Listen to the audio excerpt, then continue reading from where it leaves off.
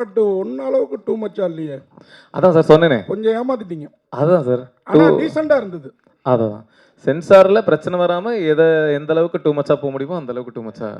இது உங்களுக்கு உண்மையாக இவங்க 2வது படம்னாங்க, 4வது படமா 5வது படம்? 4வது சார். 4வது படம். ஆமாம் சார். ஓகே. அதே மாதிரி படத்தில் ஒரு லாஜிக் மிஸ்டேக்கு எப்படி மிஸ் பண்ணீங்க?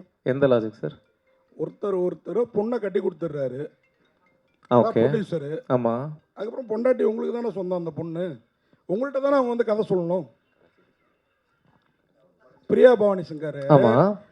அவங்களுக்குள்ளார ஒரு உறவு இருக்குது. ஆமாம் ஆமாம் ஆமாம். பர்மிஷன் உங்கள்கிட்ட தானே கேட்கணும். என்கிட்ட சொல்லிட்டாங்களே, நான் தான் ஒத்துக்கிட்டேனே. அப்போ நீங்க ஒரு லாஜிக் மிஸ் பண்ணிட்டீங்கன்னு நினைக்கிறேன். இல்லை நாங்க என்ன சொல்லியிருப்போம் அப்படின்னா, அந்த பொண்ணு சொல்றாங்கல்ல எங்க அப்பா ஒத்துக்க மாட்டாரு அப்படின்றாங்கல்ல. ஆமாம். அந்த டைம்ல நீங்க ஃபோன் ஏதாவது பார்த்துட்டீங்கன்னா மிஸ் ஆயிருக்கும். ஏன் அப்பா ஒத்துக்கணுங்கிறேன்? நீங்களே அந்த கம்பெனியை ஆக்குப்பை பண்ணியிருக்கணும் மருமக பிள்ளையா. சார் அது தப்பு இல்லை. நான் அவ்வளோ மனசாட்சி இல்லாத ஆள் கிடையாது. பொண்ணை பெற்றவர், அவர்கிட்ட கொஞ்சம் பர்மிஷன் வாங்கி அதுக்கப்புறம். சார் அஸ்வின் சார், உங்களுக்கு ஒரு கேள்வி. அந்த டயலாக் வர்றப்போ உங்கள் மனநிலை எப்படி இருந்தது? ஜாலியாக தான் சார் இருந்தது. அந்த அளவுக்கு பக்குவமாகிட்டீங்க. வாழ்த்துக்கள் வாழ்த்துக்கள். Thank you sir. டேரக்டர் சார் சொல்லுங்கள் sir. Vishnu Vishal sir production போட்டிருக்கீங்க எங்கே சார்? சொல்லுங்கள் சார். சொல்லுங்கள் ப்ரோ. நீங்களா எப்படி இருக்கீங்க? நல்லா இருக்கீங்களா? நல்லா இருக்கேன். அப்புறம் வந்து அவர் எந்த படத்தாக இருந்தாலும் ப்ரமோஷனுக்கு வந்துடுவார். ஏன் அவர் கூப்பிடல? ஒருவேளை வந்து சிவகார்த்திகேயன் 2050 வந்து சிஎம்மாக வந்து மென்ஷன் பண்ணியிருக்கீங்க. அந்த கோவத்துலையா இப்போ வந்து சிவகார்த்திகேயன் வந்து ஒரு இஷ்யூ போயிட்டு இருக்கு. எதுக்கு தேவையில்லாமல் வந்து அவர் கோத்து விட்றீங்க? அதாவது சரி ஓகே. விஷ்ணு விஷால் ப்ரோ வந்து ஏன் வர முடியல அப்படின்னா 30ஆம் தேதி தான் நாங்கள் ரிலீஸ் பிளான் பண்ணியிருந்தோம். ஸோ அதை பொறுத்து அவர் முன்னாடியே ஸ்கெடியூல்லாம் போட்டு அவர் வேறு ஷூட்டிங்கு போயிட்டார். அப்புறம் நாங்கள் தளபதி படம் தள்ளினதுனால நம்ம 14 பொங்கல் வரலாம், அப்புறம் 23 அப்போல்லாம் பிளான் பண்ணதுனால இப்போ அவர் ஊரில் இல்லைன்றதுனால அவர் வர முடியல. அதுதான் ஒன்று. 2வது கேள்வி என்னது? அந்த கோவத்தில் இல்லை அதெல்லாம் இல்லை. அது ஒரு கற்பனை, அது ஜாலியாக வச்சோம். சார் அதே மாதிரி விஜயகாந்த் ஜெயந்தி, விஜய் சேதுபதி ஏன் எதிர்கட்சி தலைவராக்குனீங்க? இல்லை சார், ஒரு சிஎம்மா ஒருத்தர் தானே சார் இருக்க முடியும். ஸோ அதனால் இன்னொருத்தர் எதிர்கட்சி தலைவர்னு.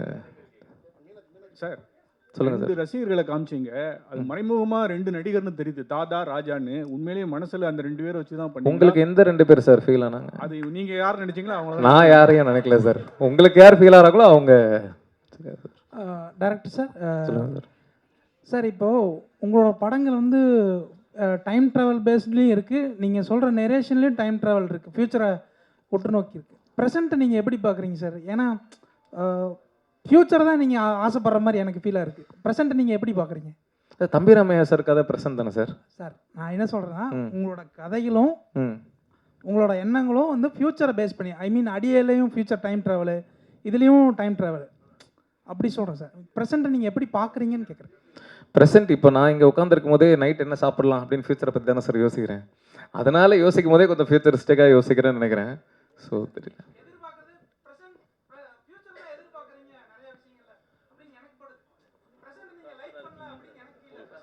ஓகே சார், இதை நான் கருத்தாக எடுத்துக்கவா என்ன தெரியலையே. Okay sir. விக்னேஷ் சொல்லுங்கள் சார். படமாக ரொம்ப நல்லா இருக்கு. Thank you sir. சும்மா ஜாலியான கொஸ்டின்ஸ் தான், தப்பாக நினச்சிக்கிறேன். சார் இப்போ ஆக்சுவலாக வெஸ்டர்ன் கண்ட்ரீஸ்லேயே வந்துட்டு இந்த எல்ஜிபிடிலாம் வந்துட்டு இப்போ பேன் பண்ணுறாங்க.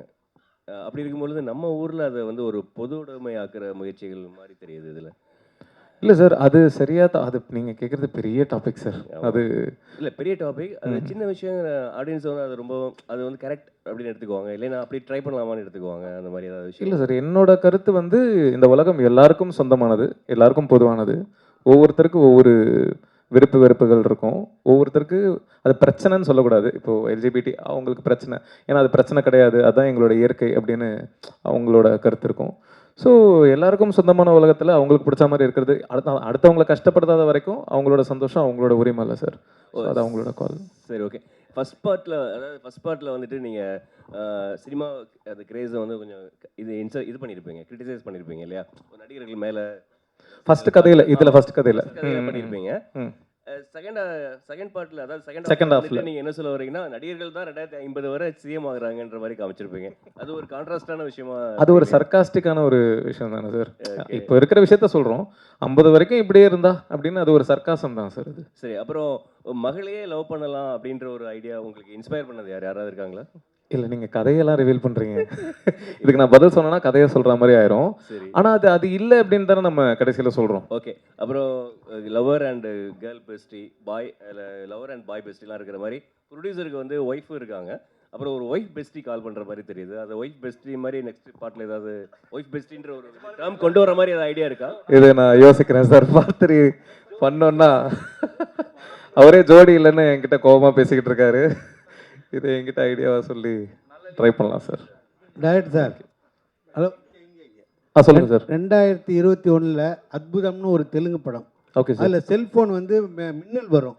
Okay sir. மின்னல் வந்தோன்னே அது பின்னாடி போயிடும். அந்த இது ஓகே. அதுலேருந்து எடுத்திருக்கீங்க. நான் அற்புதமாக பார்க்கல சார், எனக்கு தெரியல. மேபி வந்திருக்கலாம், சிமிலர் தாட், தெரியல சார். டைரக்டர் சார், சொல்லுங்கள் சார். லெஸ்பியன் என்னும் ஒரு இனச்சேர்க்கை வந்து அதை எதிர்க்கிறவங்க என்ன சொல்கிறாங்கன்னா அது ஒரு வாழ்க்கை முறை அல்ல, செக்ஸில் ஒரு வகை அப்படின்னு தான் சொல்கிறாங்க. நீங்கள் இதை ஏற்றுக்கிற மாதிரியே கதையை கொண்டு போய் இருக்கீங்க. ஆமாம் சார். உங்களுடைய கருத்து என்ன? இல்லை சார், நான் ஏற்றுக்கிறேன் சார். அதான் சொன்னேனே, ஒவ்வொருத்தருக்கும் அவங்களோட விருப்பு வெறுப்புகள் அவங்களோட உரிமை. அதை நாம் இதுதான் சரி இதுதான் தப்புன்னு சொல்லி, இப்போது நீங்கள் தாடி வச்சுருக்கீங்க, தாடி வைக்கக்கூடாதுன்னு நான் சொன்னால் சரியா சார்? அது உங்களோட உரிமை இல்லை, உங்களோட விருப்பு வெறுப்பு இல்லை. அது இப்போ அரிக்கும், குளிச்சுட்டு துவைக்கிறதுக்கு இதை துவட்டுறதுக்கு கஷ்டமாக இருக்கும் அப்படிலாம் சொன்னால் நான் பார்த்துக்கிறேன் அப்படின்னு தானே நீங்கள் சொல்லுவீங்க. அதே மாதிரி தானே அவங்க. இப்போ நான் லெஸ்பியன், இப்போ நான் ஒரு கேன்னு வச்சுக்கோங்களேன், நான் கேவாக இருக்கிறதுனால உங்களுக்கு என்ன அது பாதிப்பாக போகுது அப்படின்னு தானே நான் கேட்பேன். புரியுதில்ல உங்களுக்கு? ஸோ அது அவங்களோட உரிமை சார். அது ஒரு குடும்ப குடும்ப அடுத்தடுத்து சங்கிலி தொடர் மாதிரி போகணுமே, அது குறையுமே அது? எது சார்? அது மாதிரி நீங்கள் சொன்ன மாதிரி செஞ்சால் அடுத்தடுத்து அந்த குடும்பத்தின் சங்கிலி தொடர் வரணும்ல, அது குறையுமே. இல்லை சார், அதான் நீங்கள் இப்போ கேட்குற கேள்வி வந்து ஒரு பெரிய டிஸ்கஷன். இதை நான் ஒரு வார்த்தையில் பதில் சொல்ல முடியாது. அது உட்காந்து ஒரு அரை மணி நேரம் 1 மணி நேரம் ஒரு டிபேட்டாகவே பேசக்கூடிய ஒரு டாப்பிக்கு. ஸோ குடும்பம் இப்போ நிறைய பேர் அப்படின்னா ஒரு ஆணும் பெண்ணும் கல்யாணம் பண்ணிக்கிறாங்க, நான் குழந்தை பெற்றுக்க மாட்டேன் அப்படின்னு முடிவு பண்ணிட்டு வாழ்கிறாங்க. அப்போ கூட குடும்பம் தொடராதே சார். அப்போ என்ன சொல்லுவீங்க? அதான் அது தப்புன்னு சொல்லலாமே. அதான் சார், அகைன் அப்போ ஒரு ஆணும் ஒரு பெண்ணும் கல்யாணம் பண்ணிட்டு குழந்தை பெற்றே தான் ஆகணும் அப்படின்னு ரூல் கிடையாதுல்ல. இப்போ நிறைய பேர் குழந்தை பெற்றுக்காமலும் வாழ்கிறாங்கல்ல.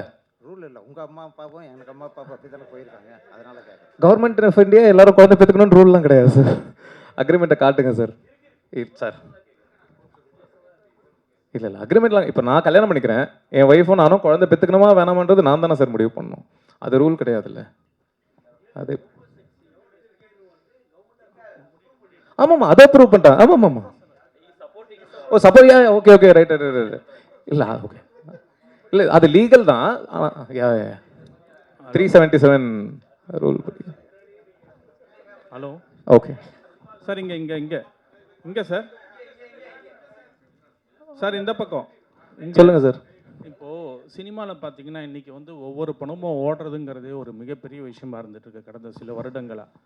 சர்ச்சைக்குரிய கதைகளை எடுத்துக்கிட்டோம் அப்படின்னா அது ஒரு பரபரப்பை கிரியேட் பண்ணும். இப்போ உங்கள் ஹாட்ஸ்பாட் 1க்கு வந்து ட்ரெய்லர் ஒரு பரபரப்பை கிரியேட் பண்ணதால தான் படத்துக்கு ஒரு ரெஸ்பான்ஸ் உங்களுக்கு கிடைச்சிது.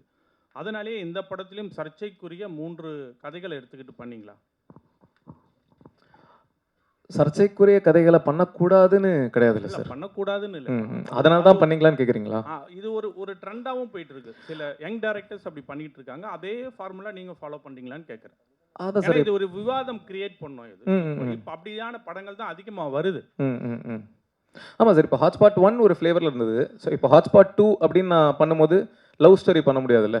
ஏன்னா ஹாட்ஸ்பாட் 1 பார்த்துட்டு 2 பார்க்க வர ஆடியன்ஸ் வந்து 1 என்ன ஃப்ளேவரில் இருந்ததோ அதே மாதிரி ஒரு ஃப்ளேவர் தான் 2ல் எதிர்பார்க்க போகிறாங்க.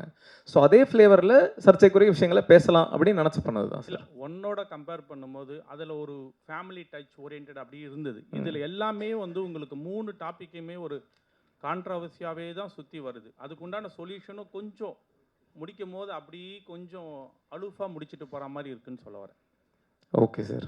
வெளிப்படையாக அதில் ஒரு வெளிப்படைத்தன்மை இருந்தது ஃபர்ஸ்ட்டில்.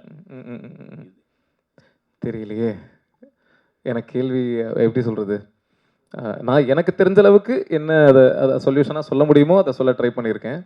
ஃபஸ்ட்டு கதையிலையும் சரி, செகண்ட் கதையிலையும் சரி. கடைசி கதையில் சொல்யூஷன்னு கிடையாது, ஒரு காதலை பற்றி பேசியிருக்கோம். அதுக்கப்புறம் ஒரு ஷாக்கிங்கான ஒரு எண்டு கொடுத்துருக்கோம். அதுதான் சார். ஓகே.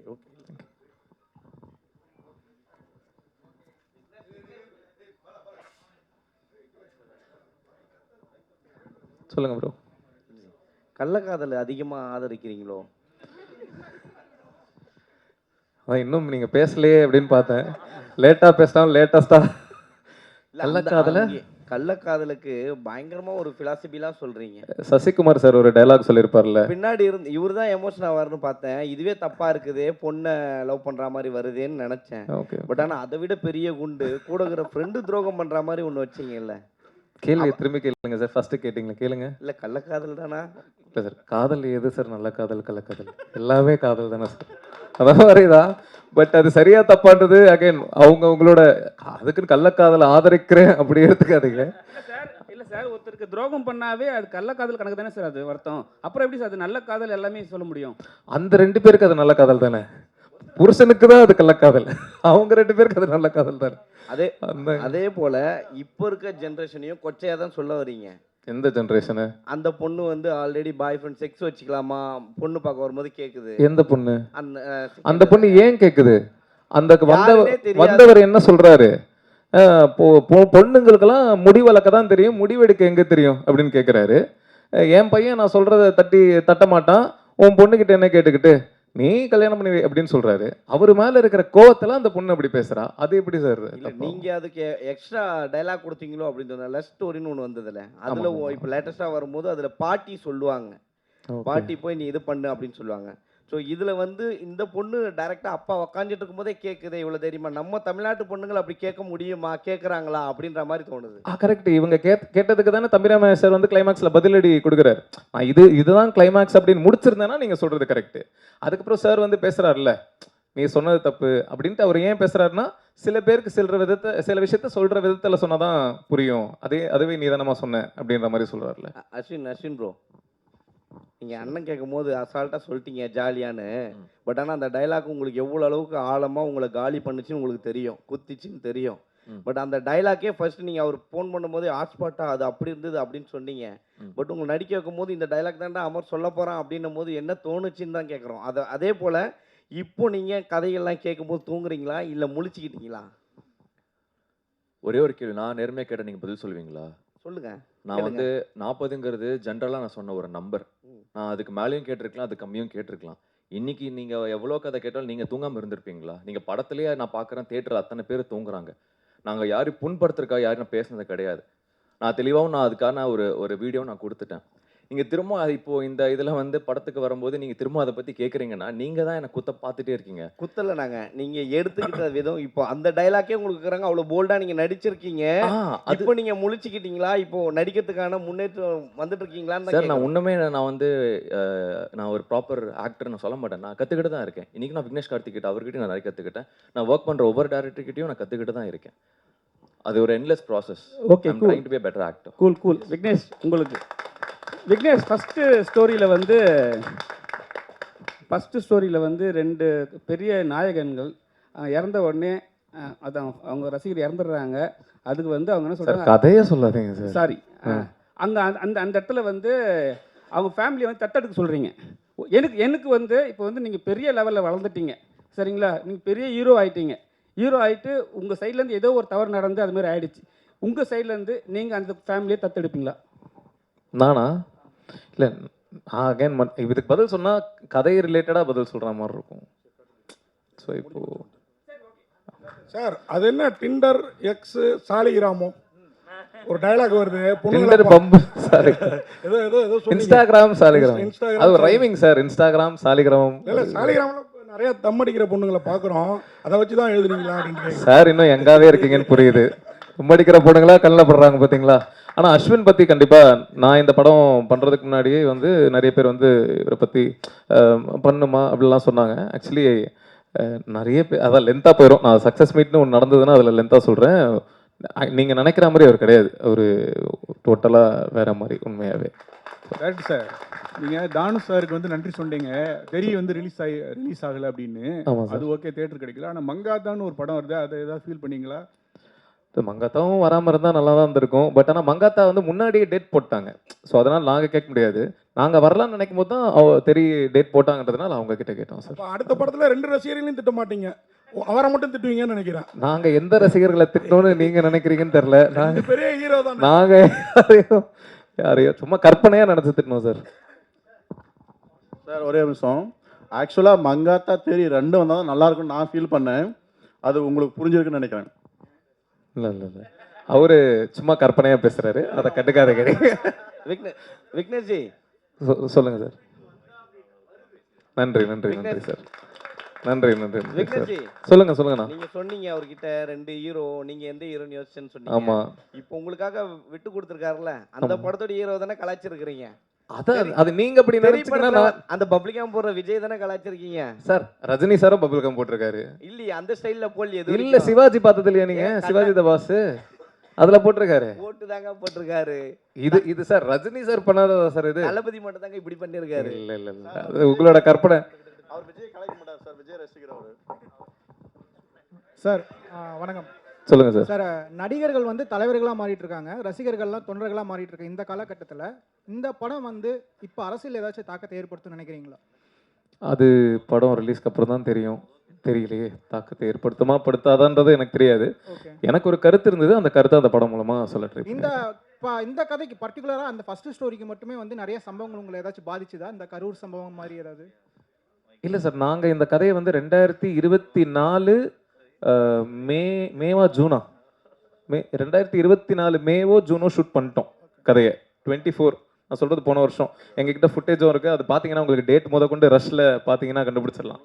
ஸோ அதுக்கும் இதுக்கும் சம்மந்தமே இல்லை. எனக்கு கதை எழுதுனது வந்து 2021 எப்பயோ எழுதி ரெஜிஸ்டர்லாம் பண்ணியாச்சு. ஸோ அதனால் அதுக்கும் இதுக்கும் இன்னொன்று வந்து லெஸ்பியன் ரிலேஷன்ஷிப் வந்து பார்த்தீங்கன்னா செக்ஷுவலாக தான் ஸ்டார்ட் ஆகுது அப்படிங்கிற மாதிரி சொல்லியிருப்பீங்க. ஏன்னா ஃபஸ்ட்டு வந்து உங்கள் ஒய்ஃப் வந்து பார்த்தீங்கன்னா ஃபிசிக்கல் ரிலேஷன்ஷிப் ஸ்டார்ட் பண்ணுறப்ப தான் வந்து பார்த்தீங்கன்னா அது எனக்கு இன்ட்ரெஸ்ட் இல்லை, லெஸ்பியனாக வருது அப்படின்ட்டு வருது.